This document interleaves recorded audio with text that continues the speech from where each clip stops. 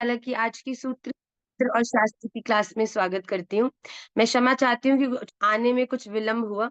आप लोगों की सेवा के लिए ही हम कोई चीज बना के तैयार कर रहे हैं, जिसकी संकेत मैंने कल की कक्षा में भी दिया था, पर वो इतना हम लोगों के लिए न्यू सब्जेक्ट था कि उसको बनाने में हमें काफी समय लगा और उस कारण से कुछ विलंब हुआ। उसके लिए आई एम सॉरी। पर आइए अब हम क्लास में प्रवेश करते हैं। श्री राधा रमन देव जी के श्री चरणों में अपनी अनंत प्रेम, अपनी अनंत निष्ठा, अपने इन अनंत समर्पण को व्यक्त करते हुए उनसे प्रार्थना करें। कृष्णाय वासुदेवाय हरये परमात्मने प्रणतक्लेशनाशाय गोविन्दाय नमो नमः। सच्चिदानंद रूपाय विश्वोत्पत्त्यादिहेतवे तापत्रय विनाशाय श्रीकृष्णाय वयं नुमः।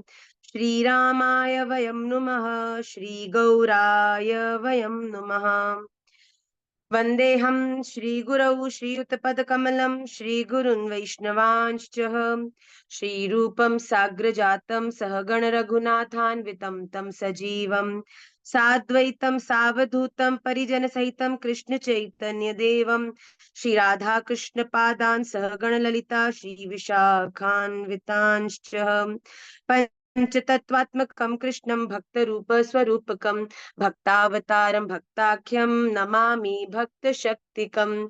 हरे कृष्णा कृष्णा कृष्णा हरे हरे, हरे राम राम राम हरे हरे।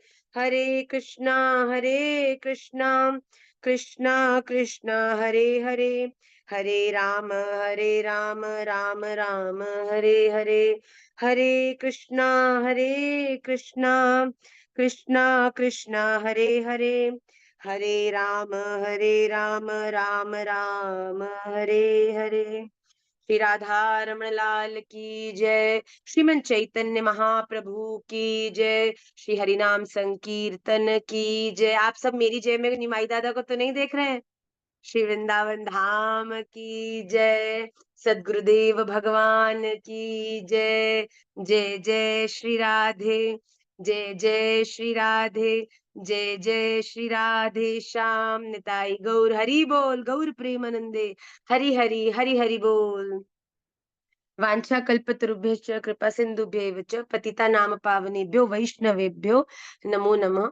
मैं आप सभी के श्री चरणों में अपना दंडवत प्रणाम निवेदित करती हूँ और श्री राधा रमन देव जी से ऐसी प्रार्थना करती हूँ कि वे सदा आप सबके संग, आपके हर कर्म में सहायक बनकर प्रत्यक्षता अपनी आप सबको प्रमाणित करें, आप सबको सही मार्ग पर चलने के लिए सदा प्रेरित करें। आइए, आप में से बहुत लोग आज न्यू भी जुड़े हैं, बहुत लोग पुराने भी हैं, बहुत लोग हर क्लास में भी आ रहे हैं। It's such a beautiful thing to observe. पर हम लोग श्रीमद् भगवत गीता का प्रथम सत्र में, सेकंड सत्र में श्री विष्णु सहस्त्र नाम का आश्रय लिए हुए हैं। And thirdly we are taking a sutra. जो सूत्र मैंने कल की कक्षा में लिया था, उसी सूत्र को मैं आज लूंगी, क्योंकि ये हम सबके जीवन में उतारना बड़ा अनिवार्य है। जो सूत्र आज हम कक्षा में करने वाले हैं, so please wait for it, because that is going to give you a very valuable lesson of your life. आप में से जो कल थे उनको तो मिल गया होगा, पर जो आज जुड़े हैं क्लास से, उनके लिए आज का सूत्र बड़ा लाभप्रद होने वाला है। तो आइए, सबसे पहले हम श्रीमद् भगवत गीता का जो षष्ठम अध्याय है, सिक्स चैप्टर के, हमने अभी तक 15th श्लोक तक किया है। एम आई राइट सौम्या? श्लोक नंबर 15 तक किया है, जिसमें हमने आसन की शुद्धि, किस प्रकार आसन पर बैठकर एकाग्रता में भजन करना चाहिए और उससे क्या होगा, कैसा मन एकाग्र होके भजन करने के योग्य है, शांत मन। उसी बात को भगवान ने आगे इतना सुंदर, मैं तो कहती हूँ कि हम जीवन में उलझते पता क्यों है? क्योंकि हम कभी सही आश्रय को ही ग्रहण नहीं करते।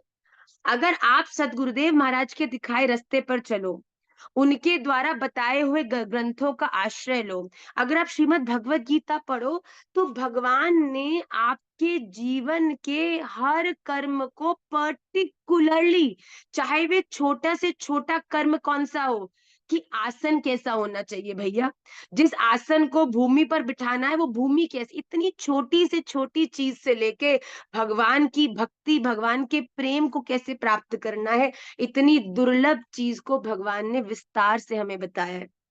तो हम अपने जीवन में अब अनन्य किसी भी और एकाग्रता को अपनी भंग ना करके केवल गुरुदेव चरणाश्रित होके अपने श्री इष्ट भगवान के प्रति अपनी अनन्य भक्ति को रख के अपने जीवन में कर्मों को करें। और उन्हीं कर्मों को भगवान महाराज जी ने अभी जो राधा कुंड की कथा चल रही है ना, उसमें एक बड़ी सुंदर बात कही। महाराज जी ने कहा कि व्यक्ति को जीवन में ज्ञान भी कितना चाहिए, केवल उतना ज्ञान चाहिए जिससे उसकी अपने इष्ट के चरणार विंद में अनन्य निष्ठा और प्रेम रहे। आपको पता है जितना आपको ज्ञान की अनिवार्यता है उससे ज्यादा ज्ञान लोगे तो, अब बताओ, अगर कोई ग्लास है उसमें ऊपर तक जल भरा हुआ है, उसमें और ज्यादा जल भरोगे तो क्या होगा? क्या उस गिरे उस पात्र के अंदर और जल भरा जा पाएगा? नहीं भर पाओगे ना, तो क्या होगा? वो जल बाहर छिड़क जाएगा, वो जल वेस्ट हो जाएगा। तो उसी प्रकार अगर व्यक्ति भी अपने जीवन में जितनी अनिवार्य है उससे ज्यादा ज्ञान का अर्जन करता है, तो वो जो ज्ञान है वो वेस्ट होता है। कैसे? वो आपके जीवन में अहंकार को उत्पन्न करता है, वो आपके जीवन में प्रतिस्पर्धा को, अपने ज्ञान की प्रतिस्पर्धा को, डिबेट्स को, द्वंद्वों को प्रकट कर कर आपको आपके जीवन के सही मार्ग से भ्रमित करता है। तो महाराज जी ने इतनी सुंदर बात की कि ज्यादा ज्ञानी बनने की भी जरूरत है ना है, केवल उतना ही ज्ञान लो जिससे तुम्हारा और तुम्हारे इष्ट श्री राधा रमन देव जी का जो प्रेम है, बताओ, एक फनी एग्जाम्पल दूं? आप लोग कहोगे मैया कैसा एग्जाम्पल देती हैं? बताओ, प्रेम है राधा से, है, और तुम इंटरेस्ट पता करने में लग रहे हो गीता के, तो बताओ राधा से प्रेम पुष्ट होएगो कि और जो जितना प्रेम है वो भी गड़बड़ है जाएगो कि नहीं है जाएगा गड़बड़? तो जिससे प्रेम करते हो केवल उसकी इंफॉर्मेशन ही रखो भैया, उसके साथ आपका प्रेम और गूढ़ कैसा हो उसके लिए प्रयास, उस नॉलेज को एकाग्रित करो। आपने जीवन में इधर क्या है, उस प्रणाली में क्या है, उस परंपरा में क्या, ऐसा तुम्हारे साथ होता है, ऐसा हमारे साथ, इन द्वंद्वों में पढ़कर अपने भजन को हम नष्ट नहीं करें। केवल जिससे प्रेम करते हैं उसके बारे में पूरी तरीके से कौन से ग्रंथ उनको पढ़ने, उनको उनके संग अपने संबंध को और प्रकाशित करने के लिए गुरुदेव से पूछकर हमें किन ग्रंथों का आश्रय लेना चाहिए, हमें किस कथा का श्रवण करना चाहिए, हमें और क्या क्या भजन के अंदर अपनी और चीजों को जोड़ना चाहिए, किन चीजों को जो हम पहले करते आ रहे हैं हटाना भी चाहिए। जरूरी नहीं है कि आपके जीवन में अभी तक आप जो सब कुछ करते आ रहे हो अब भगवान से संबंध बनने के बाद उन सब चीजों की आवश्यकता हो। तो बड़ा अनिवार्य है कि हम अपने उस प्रेम को और पुष्ट करें। तो आइए हम आज भगवत गीता के अगले श्लोक में जाएं। उससे पहले जल्दी से हमने जो अभी तक जो श्लोक करे हैं भगवत गीता के षष्ठम अध्याय के लास्ट 5 श्लोकास को आप मुझे पढ़ के सुनाएंगे, जिससे कि आपका भी जो संस्कृत का उच्चारण, सब कहते हैं मैया हमको भी आपकी तरह श्लोक बोलने हैं, हमको भी आपकी, हमें श्लोक बोलने मालूम क्यों आए? क्योंकि हम आपको सुनाने के लिए श्लोक पढ़ने का अभ्यास करते हैं। तो जब हम आपको सुनाने के लिए अभ्यास करते हैं, तो अगर आप हमको सुनाने के लिए भी अभ्यास करोगे तो इवेंचुअली आपका जो प्रोनाउंसिएशन है, आप सब ये जानते होंगे, अगर किसी को इंग्लिश बोलने में प्रॉब्लम है तो टीचर्स क्या कहते हैं? That you must read English books.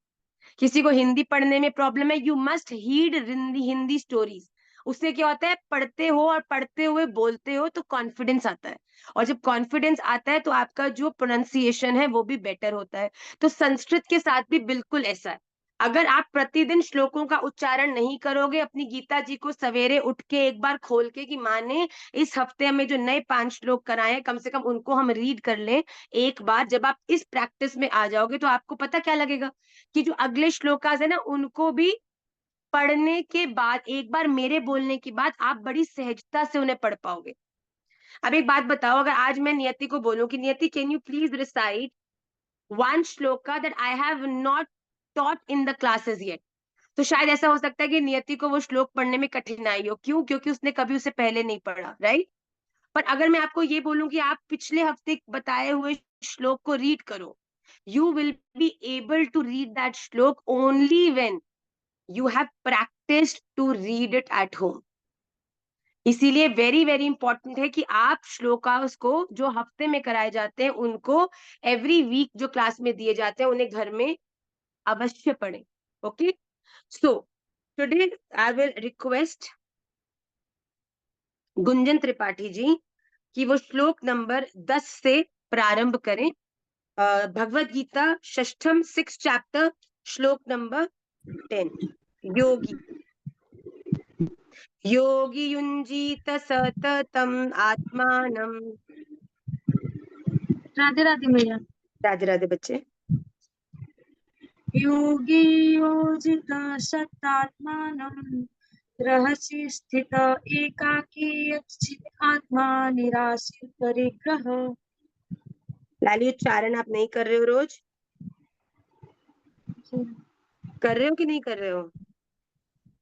सच्ची सच्ची बताओ। नहीं कर रहे ना तो प्लीज करो बेटा, वो आपके उच्चारण से पता चल रहा है कि अभ्यास नहीं हो रहा। सौम्या रिपीट द श्लोक बेटा। राधे राधे भैया। राधे राधे बच्चे। योगी युञ्जीत सततम् आत्मानं रहसि स्थितः एकाकी यत् चित्तात्मा निराशीर परिग्रह। गुड। योगी युञ्जीत सततम् आत्मानं रहसि स्थितः एकाकी यत चित्तात्मा निराशीर परिगृह। ध्रुव नेक्स्ट श्लोक बेटा।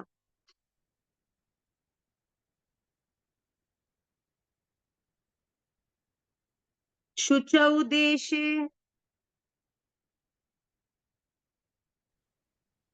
कोशिश करो ध्रुव।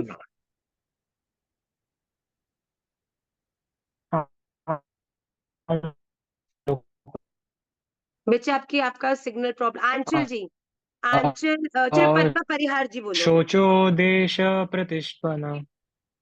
बोलो बोलो बोलो ध्रुव सुन रहा है। अच्छा। बोलो। शोचो देश प्रतिष्ठाप्य स्थिरामसन्मात्मनः नात्योच्छिन्तं नातिचिन्तं चेलाजिनकुशतोत्रम्। Good try. पहला है शुचौ बेटा, शौचो नहीं, शौ नहीं है, शु है। शुचौ देशे प्रतिष्ठाप्य स्थिरमासनमात्मनः नात्युच्छित्रम नातिनीचम चैलाजिन कुशोत्तरम। ओके। जी मैम। और अभ्यास करेंगे ध्रुव। सौम्या जी मैम। नेक्स्ट श्लोक। सौम्या हाँ। तत्रैकाग्रं मनः कृत्वा यत् चित्तेन्द्रियक्रिय उपविश्यासने युञ्जात् योगमात्मविशुद्धये। वेरी गुड बेटा। तत्रैकाग्रं मनः कृत्वा यत चित्तेन्द्रियक्रिय उपविश्यासने युञ्जात् योगम आत्मविशुद्धये। वेरी गुड बेटा। नेक्स्ट श्लोक विशाल भाटिया। राधे श्याम मैया दंडवत प्रणाम। राधे राधे लाला। राधे राधे। समं काये शिरो ग्रीवं धारयन् अचलं स्थिरः सम्प्रेक्ष्य नासिकाग्रं स्वं दिशश्चानवलोकयन्। वेरी गुड बेटा। समं काय शिरो ग्रीवं धारयन्नचलं स्थिरः संप्रेक्ष्य नासिकाग्रं स्वं दिशश्चानवलोकयन्। नेक्स्ट श्लोक श्रुति गुलाटी जी। राधे राधे मैया। राधे राधे लाली। मेरे पास अभी उसकी पीडीएफ या हाथ में नहीं है, इसलिए मुझे याद नहीं है। बेटा पर पढ़ना है लाली। हाँ पीडीएफ हम आपको भेज देंगे, हमको मैसेज करिएगा। Richa Sharma ji.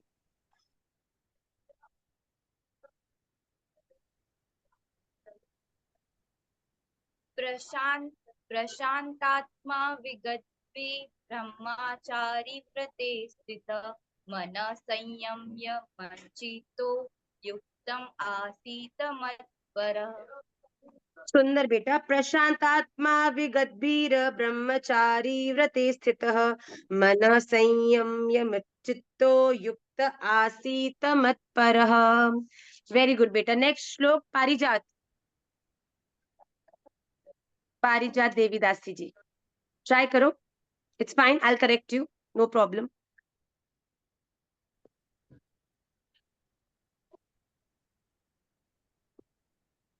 Radhisha Ma, I don't Radhe have Radhe any बच्चे। PDF and book now. Okay, I will give you, but you have to get the book in the class, Lali. Okay, Rich. Next श्लोक स्मर्थ। राधे राधे मैया। राधे राधे बेटा। युञ्जनेवं सदात्मानं योगी नियतमानसः शान्तिं निर्वाण परमां मत्संस्थाम् अधिगच्छति। युञ्जनैवं सदात्मानं योगी नियतमानसः शान्तिं निर्वाण परमां मत्संस्थामधिगच्छति। श्री राधा रमण लाल की जय। अभी तक हम लोगों ने ये जान लिया है कि भगवान क्या कह रहे हैं कि हमें जब अपने भजन को करना है तो शुद्ध आसन के ऊपर, एक शुद्ध भूमि के ऊपर एक शुद्ध आसन को बिछाकर, जो कि ना ज्यादा ऊंचा हो ना ज्यादा नीचा हो, जिसपे हम सहजता से बैठकर आसन जमाकर अपनी इंद्रियों को कंट्रोल करके एक शांत मन के संग भजन करेंगे, तभी वो भजन हमारा जो है उससे करने में हमारी जो रुचि है वो बनेगी।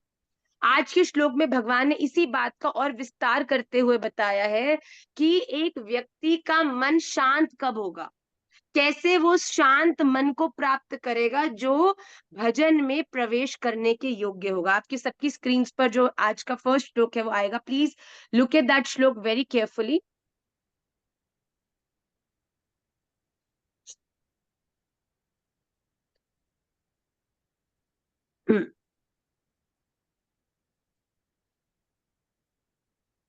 नात्यश्नतस्तु योगोऽस्ति न चैकान्तम् अश्नतः न चाति स्वप्नशीलस्य जाग्रतो नैव चार्जुन। इसका संधि देखिए, न अति अश्नतः तु योगः अस्ति न च एकान्तम् अनश्नतः न च अति स्वप्नशीलस्य जाग्रतः न एव च अर्जुन। हे अर्जुन, योग न तो अति, अति मतलब बहुत ज्यादा, अश्नतः मतलब खाने वाले का, और न एकांतम बिल्कुल, अनश्नतः न खाने वाले का, तथा न अति बहुत ज्यादा, स्वप्नशीलस्य सोने शयन करने के स्वभाव वाले का, और नहीं ज्यादा जागृत जागने वाले का ही स्थित होता है। अर्थात अगर आपको अपने जीवन में भजन करना है, so you have to lead a balanced life. ना ज्यादा खाने वाले के लिए, ना ज्यादा सोने वाले के लिए, ना कम खाने वाले के लिए, ना कम सोने वाले के लिए। अगर व्यक्ति ज्यादा खाता है तो क्या होता है, जब हम बहुत ज्यादा खा लेते हैं तो हमें आलस्य आता है कि नहीं आता, नींद आती है कि नहीं आती। और अगर हम कम खाते हैं तो हमें वीकनेस होती है कि नहीं होती। जब वीकनेस होती है, कोई भी काम करने में तुम सफल हो पाते हो, किसी भी काम में ध्यान लगता है, तो क्या भजन में लगेगा। तो खाओ केवल उतना जितना आपके शरीर को आवश्यकता है, जितना खाने के बाद आपको एक्टिवनेस फील होती है, लेजीनेस और वीकनेस नहीं। ठीक है। और भगवान कह रहे हैं दूसरी चीज, ना ही जो ज्यादा सोता है और ना ही जो बिल्कुल नहीं सोता। जो व्यक्ति ज्यादा सोता है, आप देखो कि जो लोग ज्यादा सोते हैं ना, उनकी सोचने की जो शक्ति होती है वो कम हो जाती है, वो हल्की पड़ जाती है, क्योंकि इतना सोने से जो आपके एक्टिव जो न्यूरो सेल्स होते हैं वो वीक होने लग जाते हैं। और जो व्यक्ति बिल्कुल नहीं सोते, वो इतने ओवर एक्टिव हो जाते हैं कि उनके लिए एक स्थिर चिंतन में अपने माइंड को स्टेबल करना संभव हो जाता है। अब बताओ, कोई व्यक्ति अगर 24 घंटे से जगा हुआ हो, तुम्हें लगता नहीं कि बावरा सा हो गया है, भाई तू सो जा, तू क्या बात बोल रहा है, तू क्या काम कर रहा है, तू 2 घंटा सो जा, तू थक गया है। कोई व्यक्ति अटपटा काम करता है, हम बोलते नहीं भाई तू थक गया है, तू सो जा थोड़ी देर, है ना। तो भगवान यहाँ स्पष्ट कह रहे हैं कि ना ज्यादा खाने वाले के लिए, ना कम खाने वाले के लिए, ना ज्यादा सोने वाले के लिए, ना कम सोने वाले के लिए। भजन करना केवल उन लोगों के लिए ही संभव है जो अपने जीवन को बैलेंस्ड वे से जीते हैं। रात्रि में 6 से 7 घंटे सोते हैं, 3 समय का आहार लेते हैं, नाश्ता भारी लेते हैं, लंच को उससे हल्का लेते हैं, और रात्रि का जो भोजन है प्रयास पूर्वक सूर्यास्त से पहले लेके, रात्रि में भूख लगी तो एक आधा फ्रूट लेके, इस प्रकार से हल्की उदर में सोते हैं, जिससे सुबह जल्दी उठने में उनको सहजता बने। भैया रात्रि में तुम सोने के टाइम खाते हैं जी आलू के परांठे या छोले भटूरे, और फिर तुम अलार्म लगा के सोते हो सुबह 4 बजे का, तो भैया ये तो फिर तुम्हें स्वयं राधा रमन लाल ही आके झंझोड़ के उठाए तो उठ पाओगे, ऐसे तो उठोगे ना है तुम लोग। तो इसीलिए प्लीज अपनी लाइफ को बैलेंस्ड वे से जिले। हम अपने भजन के लिए इतने अवेयर हो जाएं कि हम अपने भजन में बिताने वाले 1 या 2 घंटे के हिसाब से अपनी पूरी दिनचर्या को प्लान करें। अब एक बात बताओ Parijat, if you have to go for a party in the evening, शाम को बर्थडे पार्टी पे जाना है, तो बताओ सुबह उठने से लेके अपने काम पे जाने से लेकर उसके बाद घर में सब काम करने से लेकर हम सब कुछ उसके हिसाब से प्लान करते कि नहीं करते? कि शाम को मैं बिजी हूँ, उससे उसके कारण मैं अपने सुबह में ये सब जो मैं शाम को करती हूँ वो मैं सुबह कर लूं, या ये सब चीजों को मैं ऐसे व्यवस्था हम बैलेंस करते हैं ना। उसी प्रकार अपने भजन के लिए भी एक व्यक्ति को इंटरनली इतना कॉन्शियस होना चाहिए कि बाहरी दुनिया को नहीं पता हो, पर आप इंटरनली अपने भजन के हिसाब से अपनी पूरी दिनचर्या को रचो। सुबह मुझे पता है उठ के मुझे स्कूल जाना है, मुझे ऑफिस जाना है, फिर मुझे यहाँ जाना है, फिर मुझे ये काम है, फिर मुझे बच्चों के साथ स्पेंड करना है, फिर मुझे खाना बनाना है, मुझे ये करना है।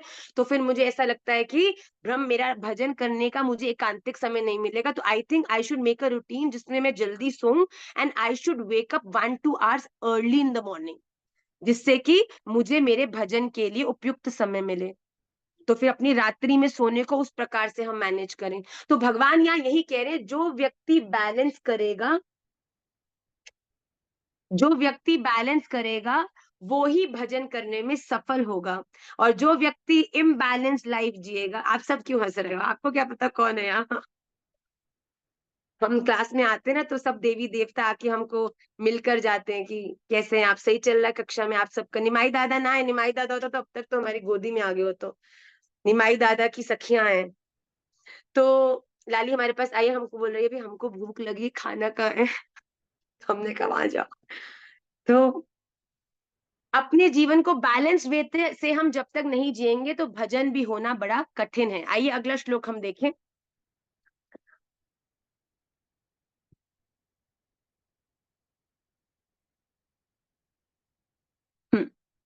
युक्ताहार विहारस्य युक्तचेष्टस्य कर्मसु युक्त स्वप्नावबोधस्य योगो भवति दुःखः। युक्तहार विहारस्य युक्तचेष्टस्य कर्मसु युक्त स्वप्नावबोधस्य योगः भवति दुःखः। दुःखः मतलब दुखों का नाश करने वाला। योग, योग मतलब भजन भक्ति। तो युक्त हार विहार से मतलब यथा योग्य आहार विहार करने वाले का, कर्मसु कर्मों में युक्त चेष्टा से यथा योग्य चेष्टा करने वाले का, और युक्त स्वप्नावबोधस्य यथा योग्य तथा जागने वाले का ही भवती सिद्ध होता है। तो इस श्लोक में यहाँ स्पष्ट भगवान कह रहे हैं कि भजन भक्ति किस व्यक्ति की सिद्ध होती है? दुखों का नाश करने वाला योग, मतलब जो व्यक्ति भक्ति भजन के अनुगत्य होता है, जो अपने जीवन में इस ज्ञान से परिचित हो जाता है कि साचो इक राधा रमन झूठो सब संसार। हमें अपने जीवन के हर कर्म के उद्देश्य में श्री राधा रमन जी की प्रसन्नता को रखना है। मेरे जीवन में जो हो रहा है वो राधा रमन जी की इच्छा से ही हो रहा है। राधा रमन जी मेरे जीवन के मालिक है और मेरा ध्यान रख रहे हैं। राधा रमन जी सदा मेरे साथ है। बताओ ऐसी मनस्थिति वाला व्यक्ति कभी दुखी हो सकता है? तो इसी व्यक्ति को जो इस प्रकार की मनस्थिति को धारण करे हैं, तो भगवान कहते हैं वो व्यक्ति सदा योग करता है। और योग क्या करता है? आपके दुखों का नाश कर देता है। पर ये भी योग किसका सिद्ध होता है? कौन व्यक्ति ऐसा योग, ऐसी मनस्थिति, ऐसे विचारधारा को धारण करके जीवन में कर्म कर सकता है? जो यथा योग्य युक्त हार विहारस्य, मतलब कि जितना जरूरी है उतना ही आहार मतलब खाना, और विहार मतलब कि व्यवहार, दुनिया के साथ लोकाचार, बातचीत, संबंध, इधर जाना उधर जाना, उतना ही करता है जितने की आवश्यकता है, एक्स्ट्रा नहीं करता। हम क्या करते हैं, किसी से प्रेम करते हैं तो उसको स्पेशल फील कराने के लिए हम इतना ज्यादा ओवर दी अपनी बाउंड्री चले जाते हैं, उसकी एक्सपेक्टेशन अपने आप से इतनी बढ़ा देते हैं कि उसके बाद जब अपनी खुद की एक्सपेक्टेशन हम पूरी नहीं करते और उस व्यक्ति को कष्ट होता है, फिर हम उसको ही ब्लेम करने लग जाते हैं, that why are you expecting so much from me. भैया पहले तुम जब एक्सपेक्टेशन इतनी रेज कर रहे हो दुनिया की कि तुम ये भी करोगे, वो भी करोगे, ऐसे भी करोगे, वैसे भी करोगे, मैं तेरे लिए तारे तोड़ लाऊंगा, तेरे लिए चंदा निकाल लाऊंगा। भैया जब तुमने वादे इतने इतने कर दिए और यहाँ पर आके तो मार्केट से एक सेब तो लाया जा नहीं रहा, तो भैया सच्ची बात है हर घर में बर्तन बजेंगे ही बजेंगे। तो भगवान यहाँ कह रहे be practical, don't be a foolish emotional person, be a very practical person. अपने जीवन में उतना पाओ जो पाने से तुम्हें ऊर्जावान फील हो। तुम ऐसा ऐसा भोजन मत खाओ जिसको खाने से तुम्हें वीक हो, तुम्हारी मनस्थिति डोले, तुम इधर उधर की विचारधारा में आओ, क्योंकि खाने का प्रभाव तुम्हारी मनस्थिति पे सबसे ज्यादा होता है।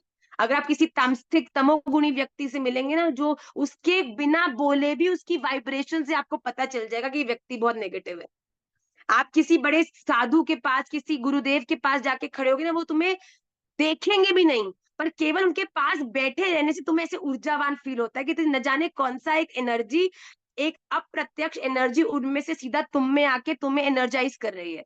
राइट? तो भगवान कह रहे हैं एक व्यक्ति को यथा योग्य, जितनी जरूरत है घर में, जितना काम आपको करना चाहिए उतना करिए, माता पिता की जितनी सेवा करनी चाहिए उतनी करिए, दोस्तों के संग जितना समय बिताना चाहिए, ये नहीं पूरा पूरा दिन और दोस्तों के घर में पड़े हैं भैया कई लोग तो, कि वह उनके कम्युनिटी के जो गार्ड है वो भी भूल चुके हैं कि ये इनका ही घर, ये यहाँ है कि कहीं और रहते हैं, मतलब उन्हीं के घर में पड़े रहते हैं, माता पिता परेशान है।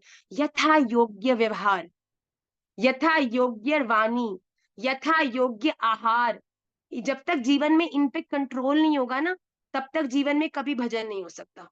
ये बात आप मेरी मान लीजिए। ओवरबोर्ड किसी के पास नहीं जाना, जिनके प्रति आपका कर्म बनता है, कर्तव्य बनता है, उनकी सेवा से चूकना नहीं, ज्यादा भी नहीं करना और कम भी नहीं करना, जितना करना चाहिए। माता पिता के साथ समय बिताना चाहिए, घर के कामों में मदद करनी चाहिए, घर की चीजों में रुचि लेनी चाहिए, भजन करना चाहिए, कुछ खास कोई वही 50-50 लोग दोस्तों के टोले बने हुए हैं भैया, जो आधे नास्तिक हैं, आधे कोई और ही संप्रदाय के हैं, और ही किसी रिलीजन के हैं, और कोई और है। तुम उनके बीच में घूमते घूमते खुद ही भूल चुके हो भैया कि तुम्हारा खुद का आइडियोलॉजी क्या है। जीवन में एक दो तीन दोस्त हो, पर ऐसे दोस्त हो जो सदा तुम्हारे हर एक कहते ना जीवन के निर्णय में तुम्हें सही मार्ग पर जाने के लिए तुम्हें उत्साहित करें। ये बहुत सारे दोस्तों में भी मत फंसो बेटा, क्योंकि अगर तुम एक दोस्त को भी 1 मिनट दोगे और 50 दोस्त होंगे तो तुम्हारे जीवन के तो बहुत सारे साल उन दोस्तों को रिझाने में वेस्ट हो जाएंगे। तो जितना यथा योग्य, कम हो पर अच्छा हो, और जो है उनके प्रति कर्म करने में कोई संकोच ना हो। उसके बाद कर्मों में यथा योग्य चेष्टा, जो मैंने अभी समझाया, कर्म भी यथा योग्य होने चाहिए, कर्म भी वो करो जो तुम्हें करना चाहिए। मैया ने बोला जाके मार्केट से चीनी ले आओ, जी मैया ने तो चीनी मंगाई थी, हम जाके मार्केट से कुछ और ही लेकर आ गए। बताओ, ये सोचे कि मैया इससे प्रसन्न होंगी, चलो मैया की रुचि की चीज ले भी आए, पर अगर चीनी नहीं लाए तो मैया कभी प्रसन्न होगी? अपने जीवन में एक्स्ट्रा काम मत करो, जितना भगवान ने दिया उतने को भी तुम अच्छे से कर लोगे ना तो उद्धार हो जाएगा। हम क्या करते हैं, जो करना चाहिए उसको तो करते नहीं है, उसमें तो हमारी रुचि होती नहीं है, और जो नहीं करना चाहिए उसमें तो हम बढ़ चढ़ के, माता पिता ने कहा ये नहीं करो, ये करने में तो हमारी सबसे ज्यादा रुचि बन जाएगी कि भैया ये तो अब करना ही करना है, मना कैसे कर दिया, रिबेलियस। राइट? ये हमको नहीं करना है। यथा योग्य आहार, यथा योग्य वाणी, यथा योग्य व्यवहार, यथा योग्य कर्म, उसके बाद यथा योग्य सोना और यथा योग्य जागना। Very important. भगवान देखिए अपने इन श्लोकों में आपको इस चीज को स्पष्ट कर रहे हैं। अगले श्लोक को बड़े ध्यान से देखिए।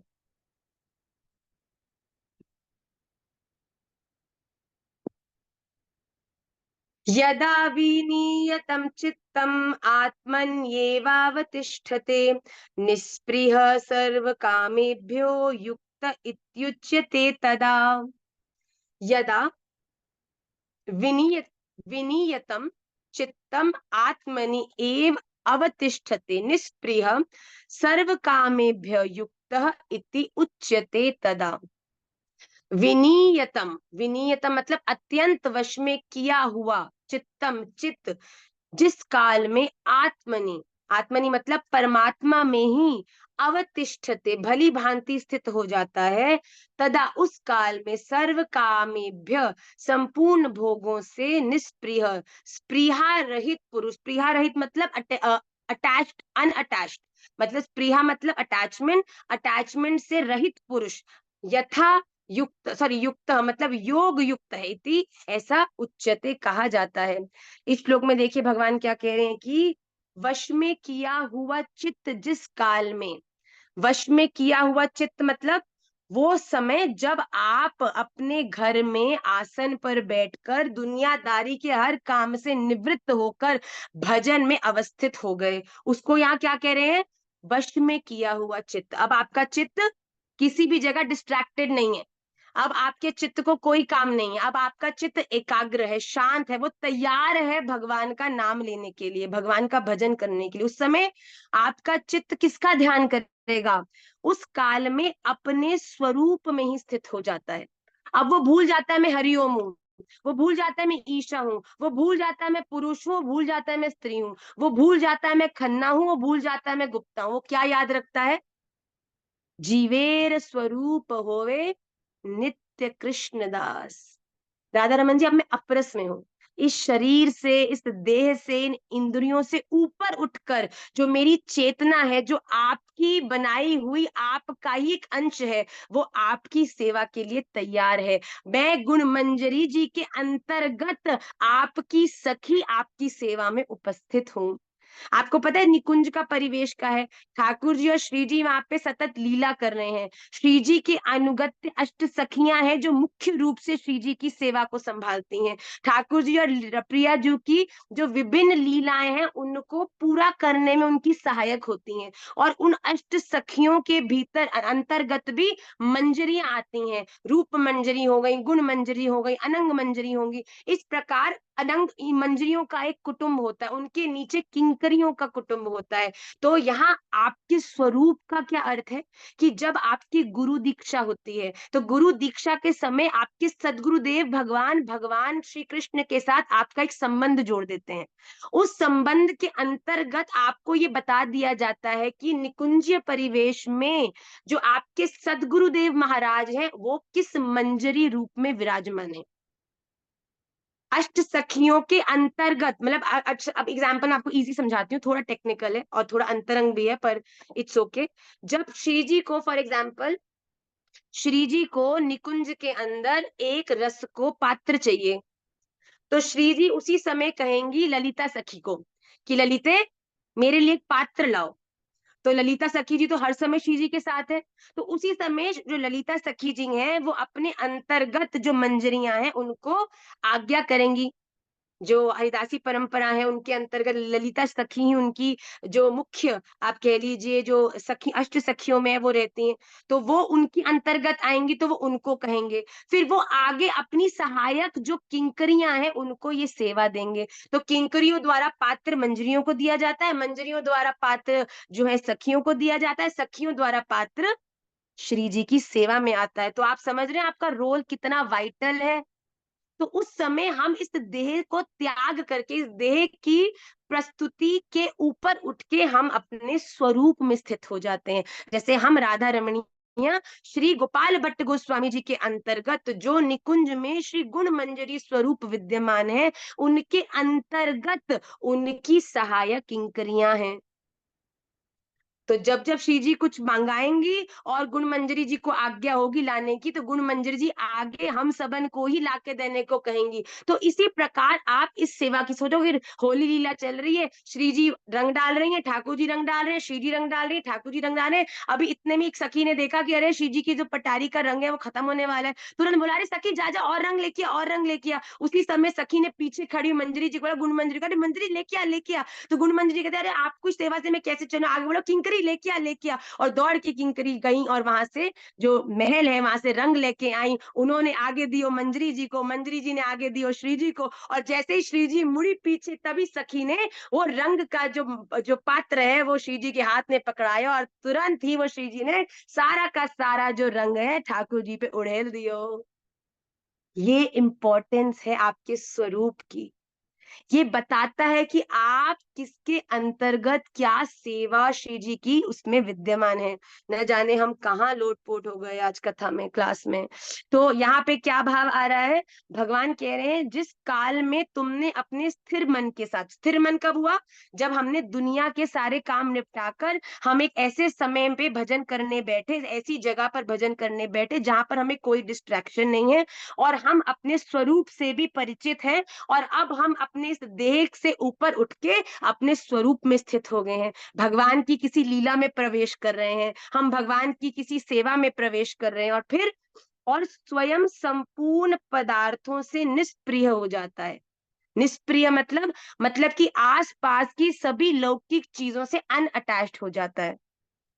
जब मैं भजन करने बैठता हूँ माँ, तब मैं अपने आसन पर बैठकर ऐसे समय पर बैठता हूँ जब मुझ पे कोई भी काम नहीं हो, मेरा कोई मुझे बुलाता नहीं है, और मैं पूरे एकाग्र चित्त से पूरे मन से बैठकर ठाकुर जी की लीला में उनके साथ आनंद करता हूँ। तो इस समय आप जो बाहरी दुनिया है उससे क्या होगे, निष्प्रिय, अनअटैच्ड, आपका कोई संबंध नहीं है। बोलो उस स्वरूप में आके तुम कौन हो, क्या हो, किसके बेटे हो, क्या करते हो, ये कोई भी मायने रखता है, नहीं रखता। तो भगवान कहते हैं ऐसे काल में वो जो व्यक्ति है वो क्या हो जाता है, वो योगी हो जाता है, ऐसा मेरा मानना है। अरे दुनिया तुम्हें कोई भी बोले, बाबरा बोले, पागल बोले, भक्तन बोले, तुम्हारा मजाक उड़ाए, हरे कृष्णा बोले, तुम तो हरे कृष्णा वाले हो गए हो, तुम तो राधे राधे वाले हो गए हो, अरे दुनिया जो बोलती है बोलने दो भैया, वो उनकी अल्प बुद्धि है। जिसके पास उसके पात्र में जो होगा वो वही तो तुम्हें देगा ना। अब बताओ किसी के पात्र में है ही मिट्टी तो तुम्हें सोना दे सकता है क्या? पर जिसके पात्र में सोना है, अरे भैया जब उससे चर्चा करोगे तो वो देगा ना तुम्हें, सोना देने वाला व्यक्ति तुम्हें सोना ही देगा। पर अगर हम मिट्टी रखने वाले व्यक्तियों से सोना की अपेक्षा रखेंगे तो मूर्खता किसकी है, हमारी ही है। आप सबको भजन बड़ा प्रबल चल रहा है, हमारा लाला सो रहे हो तो पता नहीं कहाँ से आगे उठ के। तो देखिए विषय बड़ा गंभीर है, लाला आ गए, हमने आपको दिखा दिया ठाकुर जी की। हम मानते ये आते हैं तो राधा रमन जी एक अटेंडेंस ले जाते हैं आप सब इनकी, इसलिए हम आने भी देते हैं इनको। तो जिस काल में हमारा चित्त एकाग्र हो गया, हम अपने स्वरूप में व्यवस्थित होके ऊपरी सारी दुनिया से अनअटैच्ड होकर अपने भजन में भगवान की लीला में पूरी निष्ठा और ध्यान के साथ प्रवेश करते हैं, तो भगवान कहते हैं ऐसा व्यक्ति ही योगी हो जाता है। आइए अगले श्लोक को जल्दी से देखते हैं। हाँ जी हाँ जी, निमाई दादा भैया इतने मैसेज करोगे तो हम कैसे खोलेंगे नया श्लोक।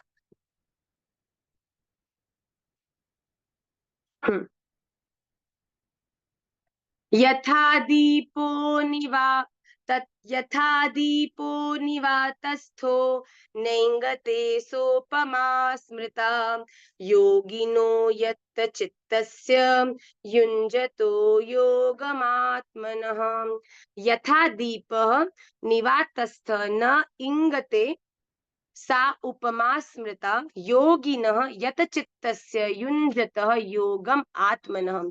यथा मतलब जिस प्रकार, निवातस्थ मतलब वायु रहित स्थान में स्थित, दीपः दीपक न इंगते, इंगते मतलब चलायमान नहीं होता, सा वैसे ही, उपमा उपमा आत्मनः परमात्मा के योगम ध्यान में लगे हुए योगी के जीते हुए चित्त की कही गई है। मतलब देखिए इसमें भगवान क्या कह रहे हैं, फॉर एग्जाम्पल अगर आप किसी ऐसे कमरे में जाओ जहां पर कोई सी प्रकार की हवा नहीं है, और वहां पर आप एक दीप को जलाओ, एक कैंडल जलाओ, चलो, तो आप ये देखेंगे कि जलाई हुई कैंडल की जो लौ है, जो उसकी फायर है, वो अप्रभावित रहती है, वो बिल्कुल सीधी और तेज जलती है, ऊपर की तरफ चलती है ना।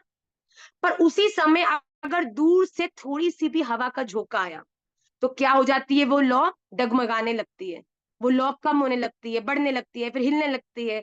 तो भगवान कहते हैं ऐसा ही मनुष्य के साथ भी होता है। एक व्यक्ति जब तक अपने चित्त को एकाग्र मतलब अपनी इंद्रियों पर कंट्रोल करके अपने भजन में नहीं बैठेगा, अगर व्यक्ति अपने आप को कंट्रोल कर कर पूरे ध्यान से समझदारी के साथ बैठेगा कि इस समय बैठने पर मुझे कोई डिस्ट्रैक्शन नहीं होगी, कोई बुलाएगा नहीं, कोई मेरा काम नहीं होगा, तब आपका भजन वो बिल्कुल जलती हुई तेज लौ की तरह होगा, जो बड़ा स्पष्ट होगा, जो बिना किसी व्यवधान के होगा। पर उसी समय अगर आपने कोई ऐसा काल चयन किया, ऐसा स्थान चयन किया, ऐसे मन के साथ भजन में बैठे जब ऑलरेडी मन में बहुत सारी बातें चल रही हैं, ऐसे समय पे किया हुआ भजन कभी भी एकाग्र नहीं हो सकता। वो कभी भी आपको आपको जीवन में प्रकाश नहीं दे सकता। वो हमेशा डगमगाता ही रहेगा। जैसे हवा चलती है तो लौ डगमगा जाती है ना, वैसे ही आपका भी व्यवधानों से युक्त भजन जो होता है वो कभी भी आपका इफेक्टिव नहीं होता। आपको आपकी लीलाओं के चिंतन का जो प्रवेश है उसको स्पष्ट नहीं करता। तो भगवान ने यह स्पष्ट कहा है कि उचित काल, उचित स्वरूप और संसार से निष्प्रिय होके हमको भजन में बैठना है। ये तीन चीजें माइंड करो। अगर तुम्हें लगता है कि पूरे दिन में घर में बड़ी चिल्लम चाटी है, हल्ला गुल्ला है, तो सुबह 1 घंटा पहले उठो भैया। शरीर को जीतो, जीव जागो, जीव जागो।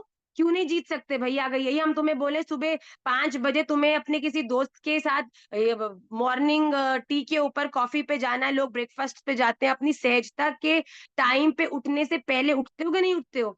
दुनिया के और लोकाचार के कितने काम होते हैं जिनके कारण अपने निर्धारित समय से तुम पहले उठते हो, तो क्या अपने भजन के लिए नहीं उठ सकते? तो उचित काल भजन के लिए बड़ा जरूरी है बेटा। और उचित काल के साथ साथ उचित मनस्थिति। आप किस मन के साथ बैठ रहे हो? सुबह उठोगे तो बाहर से आती हुई आवाजें आपका बार बार मन चित्त को विचलित करेंगी। पर अगर ऐसे समय पर बैठोगे जब कोई भी आपके घर में नहीं है, घर में कोई बातचीत नहीं है, कोई भी हल्ला गुल्ला नहीं है, सब सो रहे हैं, उस समय का किया हुआ भजन आपके जीवन में वो बिना किसी वायु की जलती हुई तेज लौ की तरह आपके जीवन में प्रकाश करेगा, आपके जीवन में हर चीज की क्लैरिटी करेगा। आइए आज की भगवत गीता के क्लास का लास्ट श्लोक हम जल्दी से करें, उसके बाद हम सहस्त्र नाम की ओर बढ़ेंगे। यत्रोपरमते चित्तम निरुद्धम योग सेवया, यत्र चैवात्मनात्मानं पश्यन्नात्मनि तुष्यति। यत्र उपरमते चित्तम निरुद्धम योग सेवया, यत्र च एव आत्मना आत्मानं पश्यन् आत्मनि तुष्यति। योग सेवया, योग के अभ्यास से, निरुद्धम, निरुद्ध, चित्तम, चित्त, यत्र, जिस अवस्था में, ऊपर मते, उपराम हो जाता है, मतलब शांत हो जाता है, और यत्र, जिस अवस्था में परमात्मा के ध्यान से शुद्ध हुई आत्मा सूक्ष्म बुद्धि द्वारा आत्मानम, परमात्मा को साक्षात करता हुआ सच्चिदानंद घन परमात्मा में ही संतुष्ट हो जाता है। देखिए बड़ी समझने की बात है। योग का सेवन करने से जिस अवस्था में निरुद्ध चित्त उपराम हो जाता है, मतलब योग आपको क्या करता है? आपके विचलित चित्त को शांत करता है। आपको योग किस अवस्था में करना है?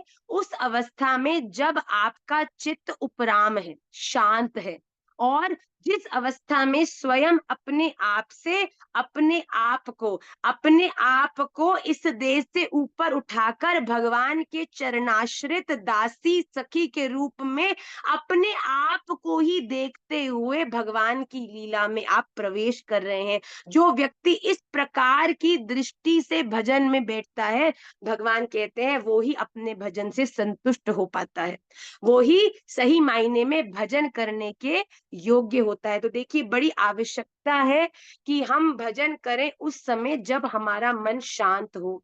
और हमारा मन शांत कैसे होगा? जब वो द्वंद्वों से रहित होगा, दोष दृष्टि से रहित होगा, अपने जीवन में प्रयास पूर्वक हम कलेशों से दूर रहें।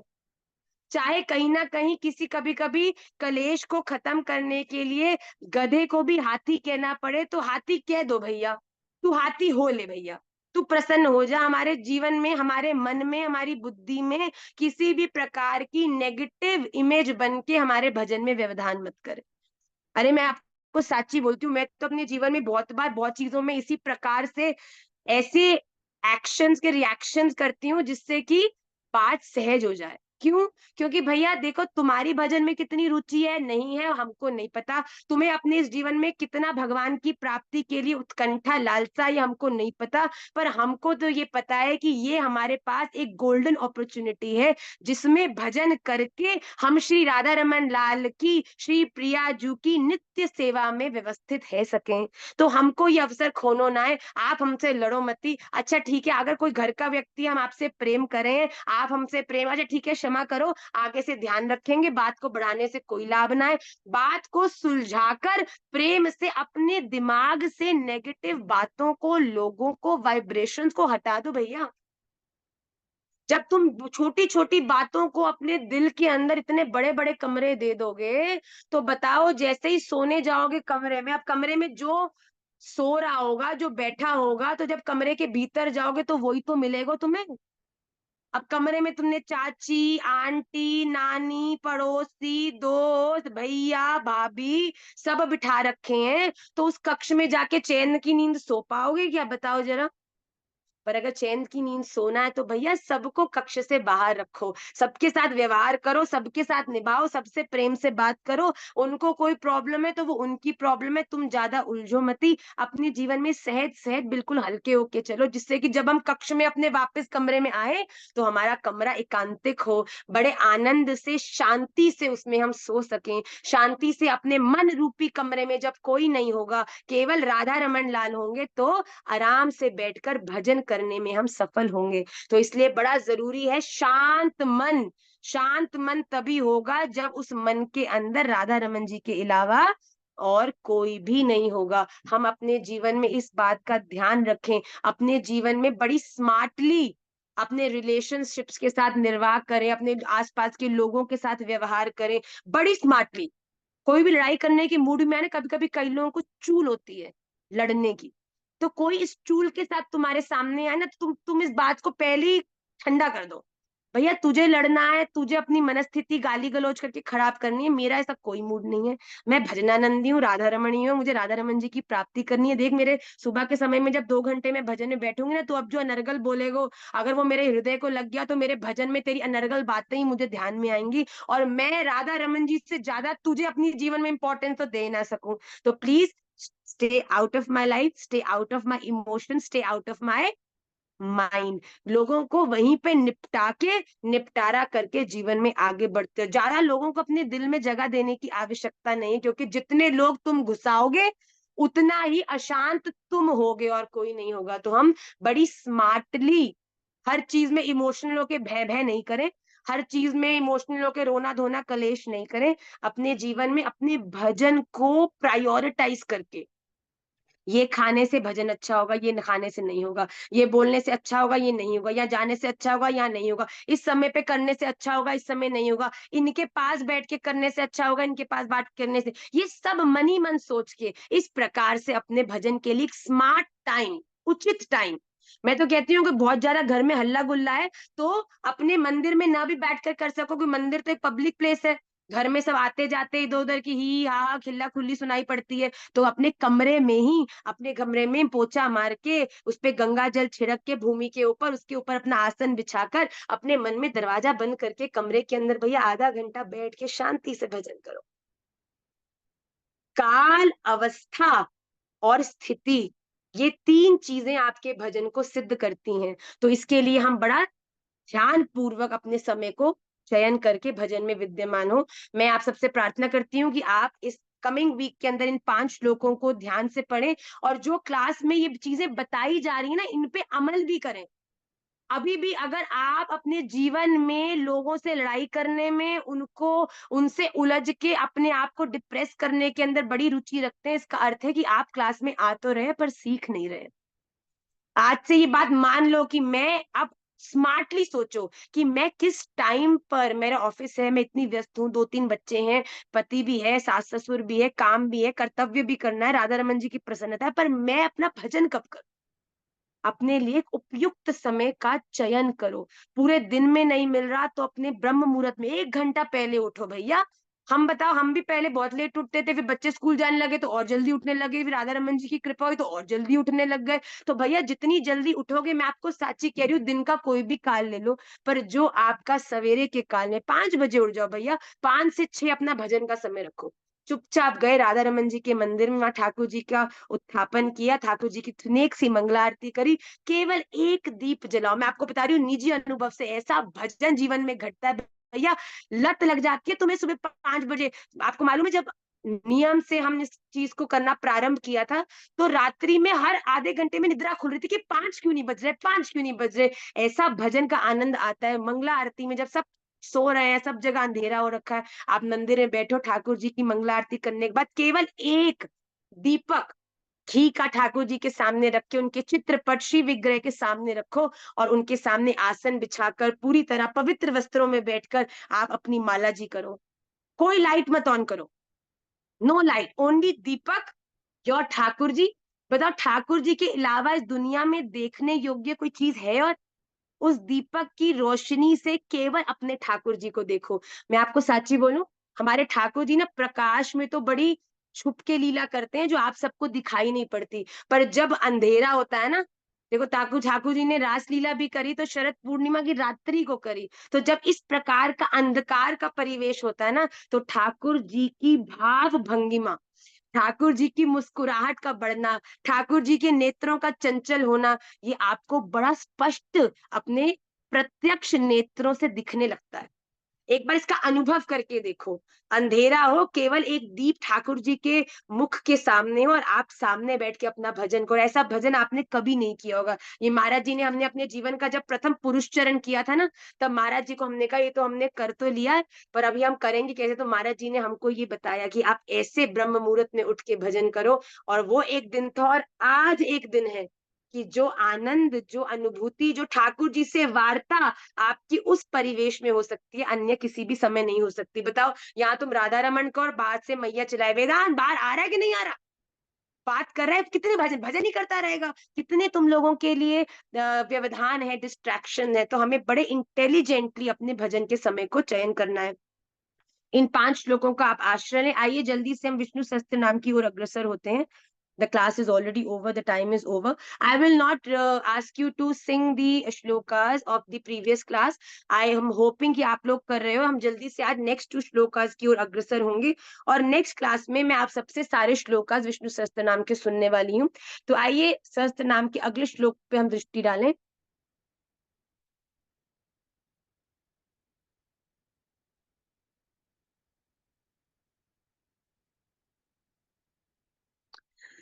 महाबुद्धिर्महावीर्यो महाशक्तिर्महाद्युतिः अनिर्देश्य वपु श्रीमान श्रीमान यात्मा महा सॉरी अनिर्देश्य वपु श्रीमान अमेयात्मा महाद्रिधिक महाबुद्धिर्महावीर्यो महाशक्तिर्महाद्युतिः अनिर्देश्य वपुः श्रीमान अमेयात्मा महाद्रिधिक। महाबुद्धि मतलब जो सबसे ज्यादा बुद्धिमान है, महान बुद्धिमान। महावीर्य मतलब जो सबसे ज्यादा पराक्रमी है, सबसे ज्यादा वीर है, स्ट्रांग है। महाशक्ति जिसके पास सबसे ज्यादा शक्ति है, महान सामर्थ्यवान। महाद्युति मतलब जिसकी कांति सबसे सुंदर है, महान कांतिमान, जिसके जैसी कांति मतलब जिसके जिसके जैसी आकृति, इतना आकर्षण किसी का नहीं हो। अनिर्देश्य वपु मतलब अनिर्देश्य विग्रह वाले, मतलब कि जो हर प्रकार के, जो आप सोच भी नहीं सकते उस विग्रह, उस स्वरूप को भी धारण करने वाले। श्रीमान मतलब ऐश्वर्य से युक्त। अमेयात्मा मतलब जिसका अनुमान न किया जा सके, ऐसी आत्मा वाले, मतलब कि जो इनफाइनाइट है, जो अनअंडरस्टैंडेबल है, जो बियॉन्ड योर अंडरस्टैंडिंग है, ऐसे। महाद्रिधिक मतलब अमृत मंथन और गौर क्षण के समय मंदराचल और गोवर्धन नामक महान पर्वतों को धारण करने वाले। तो जो अपने ऊपर जो मंदराचल पर्वत है, और गिरिराज लीला के समय गोवर्धन नामक जो पर्वत भगवान श्री कृष्ण ने अपने ऊपर धारण किया है, ऐसे महाद्रिधिक महान पर्वतों को अपने ऊपर धारण करने वाले। आइए अगले श्लोक को हम जल्दी से दृष्टि करें। महेश्वासो महीभर्ता श्रीनिवासः सतां गतिः अनिरुद्ध सुरानंदो गोविंदो गोविदाम्पतिः। महेश्वासः महान धनुष वाले, महीभर्ता पृथ्वी को धारण करने वाले, मतलब कि जो समय समय पर भगवान ने अनेक रूपों में पृथ्वी को धारण किया है। श्रीनिवासः अपने वक्षस्थल पे श्री को निवास देने वाले, मतलब जिनके वक्षस्थल पर लक्ष्मी जी विराजमान है। सताम गति सत पुरुषों के परम आश्रय, जिनके आश्रय में सभी संत साधु सदा रहते हैं। अनिरुद्ध सच्ची भक्ति के बिना किसी के भी द्वारा न रुकने वाले। जो व्यक्ति भगवान की सच्ची भक्ति करता है भगवान उसे कभी छोड़ नहीं सकते, और जो भगवान की सच्ची भक्ति नहीं करता भगवान उसके पास कभी रुक नहीं सकते। सुरानंद मतलब देवताओं को आनंदित करने वाले। गोविंद वेद वाणी के द्वारा अपने को प्राप्त करा देने वाले, मतलब वेद ही भगवान का प्रत्यक्ष स्वरूप है, अक्षरमय स्वरूप है, तो उनके माध्यम से अपने आप को प्राप्त कराने वाले। गोविदाम्पति मतलब वेद वाणी को जानने वालों के स्वामी, जो भगवान को वेदों का आश्रय लेकर जो भगवान के गुणों को समझने का प्रयास करता है, उनके स्वामी उनके मालिक भगवान बन जाते हैं। उनको अपने आश्रित करके उनके जीवन का जो पूरा कर्म का जो उनका निर्धारण है उसे स्वयं करने वाले बन जाते, उनके स्वामी बन जाते हैं। स्वामी की जिम्मेदारी होती है कि उसके आश्रित जो भी हो उसका वो पूरा ध्यान रखें। तो जो भगवान के लिए प्रयास करता है, जो वेदों का आश्रय लेता है, ग्रंथों का आश्रय लेता है, सदगुरुदेव महाराज की चरणाश्रित होता है, भगवान उनके जीवन में उनके स्वामी बन जाते हैं। मतलब अपने जीवन की जो डोर है जो हम भगवान को देने का प्रयास करते हैं, भगवान उस डोर को अपने हाथों में पकड़ लेते हैं। तो यही वेद वाणी मतलब जिसके जिनके गुणों को भगवान ने स्वयं, व्यास जी ने स्वयं भगवान को ही जब लिखित रूप में लिखने का प्रयास किया है तो वो वेदों के रूप में अवतरित हुए हैं। वेद भी भगवान का ही स्वरूप है। तो इसीलिए जो वेद वाणी मतलब कि भगवान कौन है, जो वेदों की वाणी में जिनका प्रकाश किया गया, वेदों में जिनके बारे में बताया गया है, वो स्वयं सच्चिदानंद घन परमात्मा भगवान श्री कृष्ण ही है। तो हम इन दोनों श्लोकों का भी आश्रय लें। प्लीज प्लीज श्लोकों को साथ साथ याद करते जाइए, अदरवाइज आपको श्लोक याद करने बड़े कठिन हो जाएंगे। आइए जल्दी से आज की क्लास के सूत्र में हम प्रवेश करते हैं। आज का सूत्र बड़ा सुंदर है। अच्छा, मैंने सूत्र तो आपको कल वाला ही सुनाना था क्योंकि वो बड़ा सुंदर था, पर अभी अभी एक और सूत्र ने मुझे खटखटाया है। शायद राधा रमन जी चाहते हैं कि मैं उस सूत्र को आपको सुनाऊं। तो एक बार एक क्या हुआ कि एक बालक अपनी क्लास का टॉपर था, वेरी इंटेलिजेंट, पर उसके पिताजी आर्मी में थे। तो जो लोग आर्मी में है वो जानते हैं कि कुछ कुछ समय बाद आर्मी के लोगों को ट्रांसफर लेना पड़ता है। तो कुछ समय बाद उसके पिताजी का ट्रांसफर हुआ। अब जब ट्रांसफर हुआ, क्योंकि वो पिछले स्कूल में जहाँ था वहां टॉपर था, जो बच्चे टॉपर्स होते हैं वो टीचर्स के तो ज्यादा क्लोज होते ही हैं, और जो टीचर्स के क्लोज होते हैं वो अल्टीमेटली प्रिंसिपल के भी दृष्टि में आई जाते हैं, बड़े प्यारे बन जाते हैं प्रिंसिपल्स की दृष्टि में जो स्कॉलर्स होते हैं। तो उसकी अपने प्रिंसिपल के साथ बड़ी अच्छी रैपो थी, टीचर्स के साथ भी बड़ा प्रेम था। अब जब उसका स्कूल चेंज हो गया, जगह चेंज हो गई, तो वो एक अगली जगह पे गया, और वहां पर जब वो गया तो उसे एक बड़ा ही अलग परिवेश मिला, दोस्त मिले, एसोसिएशन मिला, जिसके कारण उसके जीवन का जो लक्ष्य था आप कह लो, या उसकी जो रुचि थी, वो कंफ्यूज हो गई।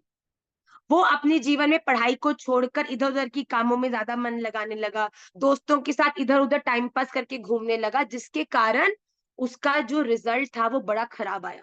अब बताओ, एक बच्चा जो टॉपर हो और उसके बाद उसके संग खराब होने के कारण और इधर उधर की उसकी डिस्ट्रैक्शंस के कारण उसको नियरली पासिंग मार्क्स मिले हो, या कह लो कि वो फेल हो जाए, तो उसके लिए कितनी बड़ी एक ये शॉकिंग सिचुएशन है कि नहीं?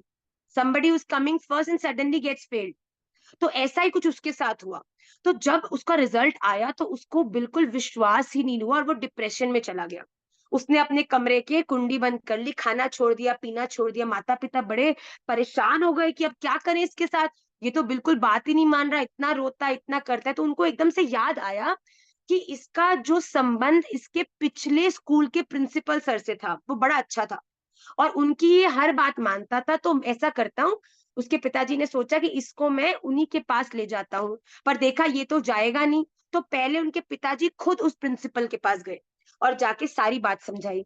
तो प्रिंसिपल ने कहा आप चिंता मत करो, ऐसा करो अपने पुत्र को बोलो कि मेरा जन्मदिन है और मैं एक छोटी सी गेट टुगेदर रख रहा हूँ थैंक्स गिविंग वाली, तो आप अपने पुत्र को बोलो, क्योंकि वो मेरा one of the best student था, कि वो आए और मुझसे वहां मिले। तो उसके पिताजी घर गए। पिताजी ने बोला तेरे प्रिंसिपल का फोन आया था जिसके तू इतना, तुमको तो पिता तुल्य मानता, उनका जन्मदिन है, तुझे जरूर जाना। पहले तो कहता नहीं पिताजी मैं नहीं जाऊंगा। तो उन्होंने कहा तेरे इतना तुझसे प्रेम करते हैं तू कैसे नहीं जाएगा। तो उसने बोला ठीक है पिताजी मैं जाऊंगा पर थोड़ी देर में वापस आ जाऊंगा। तो उसके पिताजी ने कहा बिल्कुल ठीक है, तो थोड़ी देर में लौट आइयो। तो जैसे ही वो आ, तो, तो जैसे ही वो अपने प्रिंसिपल सर के घर पहुंचा तो उसके हैरानी की कोई सीमा नहीं थी, क्योंकि अब बताओ किसी का बर्थडे होता है और कोई इनवाइट करता है किसी को, ये मेरी एक्टिंग कर रहा है आपको दिख रहा है, तो कोई किसी को अगर इनवाइट करता है बर्थडे के ऊपर तो थोड़ा डेकोरेशन तो होता है, दो चार लोग भी तो होने चाहिए। पर वो जब वहां पहुंचा तो वहां पर कोई भी नहीं था। तो वो बड़ा हैरान हुआ कि ऐसा कैसा बर्थडे है कि कोई भी नहीं है, कोई तैयारी भी नहीं है। ढूंढता हुआ सर सर सर घर के अंदर गया, सर सर सर सर कहीं मिल नहीं रहे। फिर ढूंढता हुआ बैक यार्ड जो था उनका, जो पीछे का गार्डन था उसमें गया। तो उसने जाकर देखा कि पीछे सर बारबेक्यू सेक रहे हैं। तो वो बड़ा हैरान हुआ कि सर बारबेक्यू सेक रहे हैं, ऐसे तो होएगी नहीं निमाई दादा पढ़ाई। कुछ साल रुक जाओ, तुम ही लेना क्लास, हम रिटायरमेंट ले लेंगे कक्षा से। हाँ सही बात है, ठीक है। तो उसके बाद क्या हुआ कि जैसे ही उसने सर को देखा तो वो सर के पास गया, सर को प्रणाम किया। सर ने भी उसको देख के बड़ी खुशी अपनी एक्सप्रेस करी। उसके बाद सर ने ना कुछ नहीं बोला, सर अपना बारबेक्यू सेक कर। आप लोग मेरे क्लास में तो ध्यान दे नहीं रहे हो, खैर होल्ड करो भाई।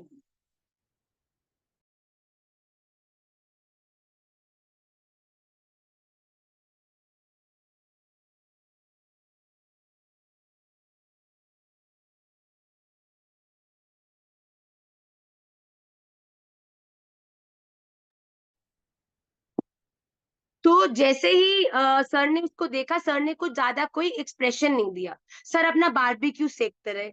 उसके बाद सर ने उसकी तरफ देखा और देख के फिर दोबारा बारबेक्यू को देखा और बारबेक्यू में से एक कोयले को उठाया और जमीन पे गिरा दिया। तो उस व्यक्ति ने देखा कि ये क्या किया आपने। तो सर ने बोला कि बेटा तुमने कुछ ध्यान दिया। तो उस बालक ने कहा कि सर मैं समझ नहीं पाया आप क्या समझाना चाह रहे हैं। तो सर ने कहा कोई बात नहीं, मैं तुम्हें इस कोयले के माध्यम से कुछ समझाने का, एक सेकंड होल्ड करिए आप।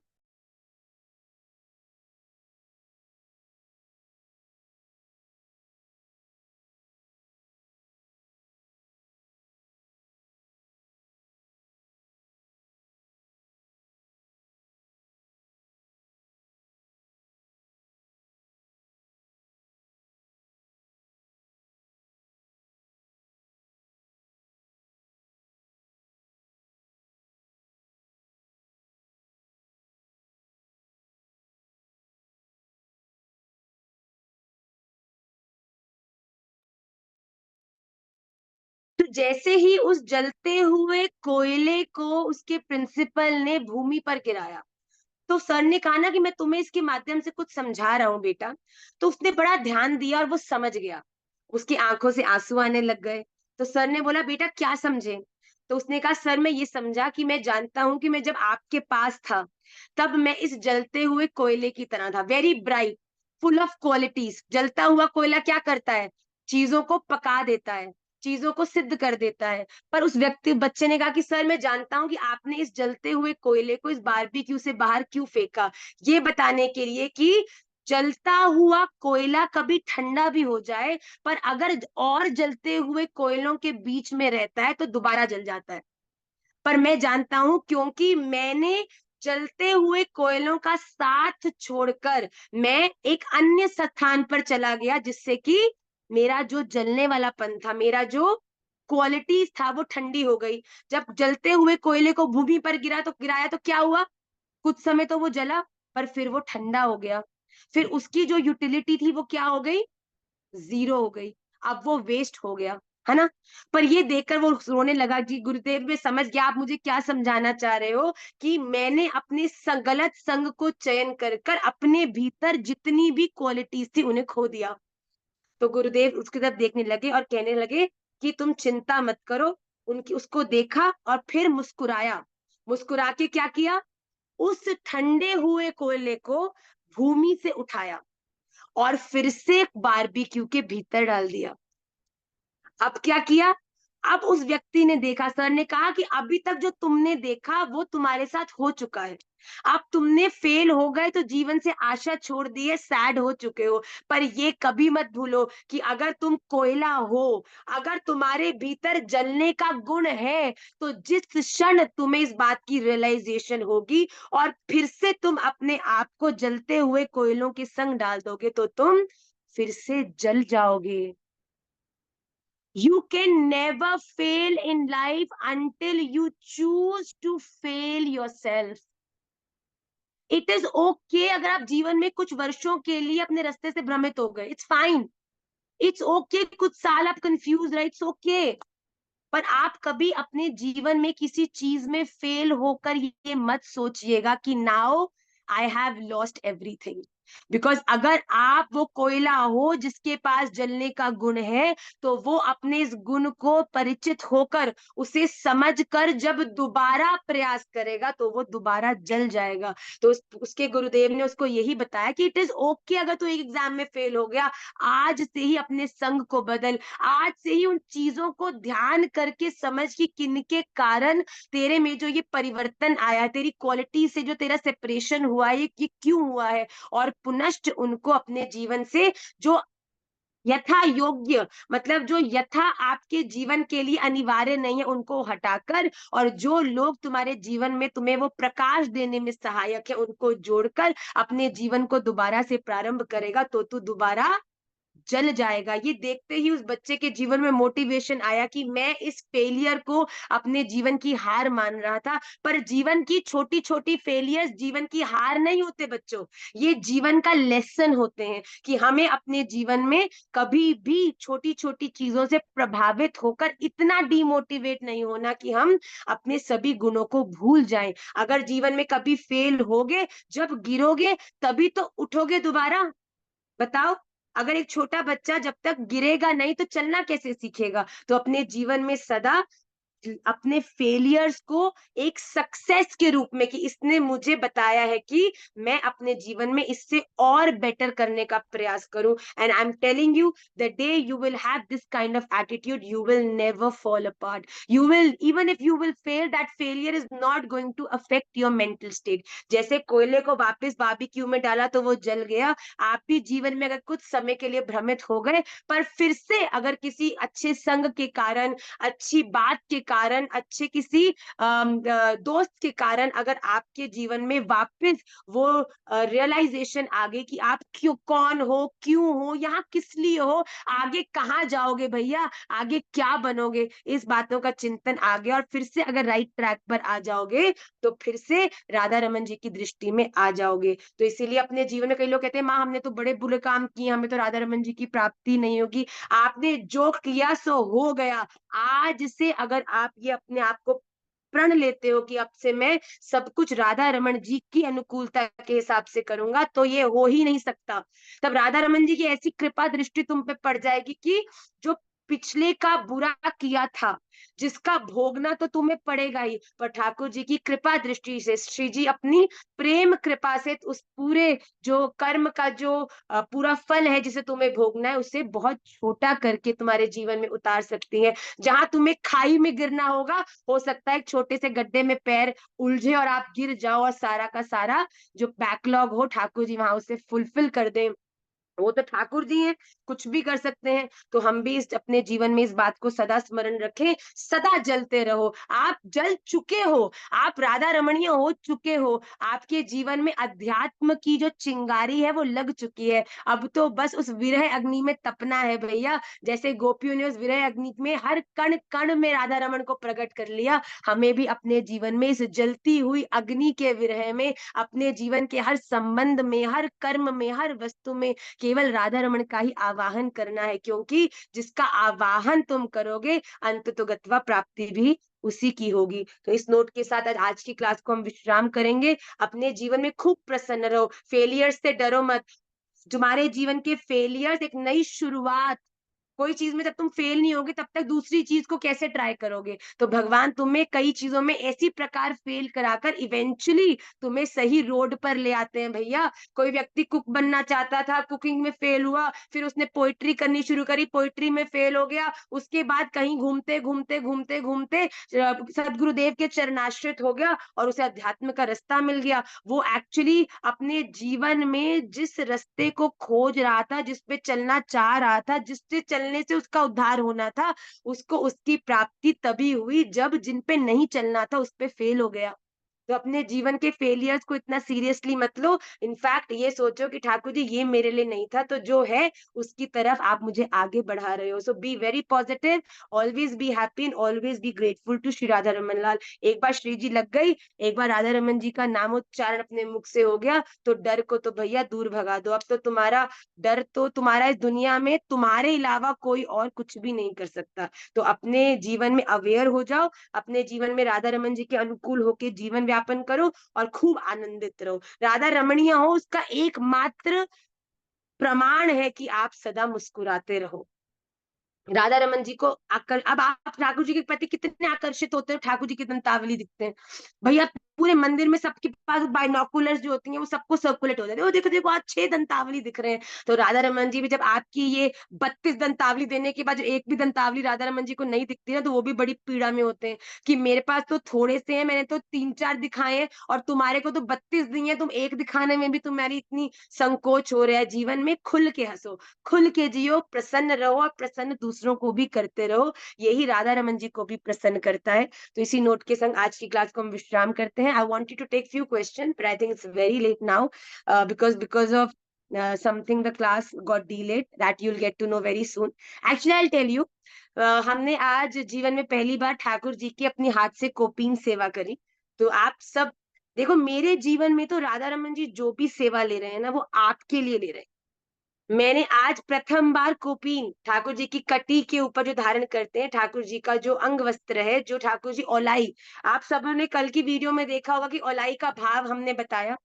आप लोगों ने देखा कि नहीं देखा इंस्टाग्राम पे, कि ठाकुर जी के जो ओलाई दर्शन है वो किस भाव से होते हैं। तो ओलाई में जो पहनने वाली सहज पोशाक है वो कैसी होती है, उसको आज हमने अपने हाथों से बनाया। आप सब भी उसको इतनी इजीली बना पाओगे कि हम सोचते राधा रमन जी पहनेंगे तो हम बना ही नहीं पाएंगे, तो आएगा नहीं। मैं आपको साची कहूँ, जिसने अपने जीवन में सुई धागा भी नहीं पकड़ा ना, आजकल के ठाकुर जी की कृपा से ऐसे संसाधन आ गए हैं कि उनके लिए भी ठाकुर जी की मनोरथों को पूरा करना बड़ा सहज हो गया है। तो please wait for it and you will get to see it. And मैं फिर प्रार्थना करती हूँ कि आप सब भी अपने घरों में कम से कम अपने ठाकुर जी के लिए तो कोपीन सेवा और लाई सेवा प्रारंभ कर देंगे, और जिससे ठाकुर जी को देखिएगा आप कितने प्रसन्न आपके ठाकुर जी हो जाएंगे ये सेवा आपसे लेकर।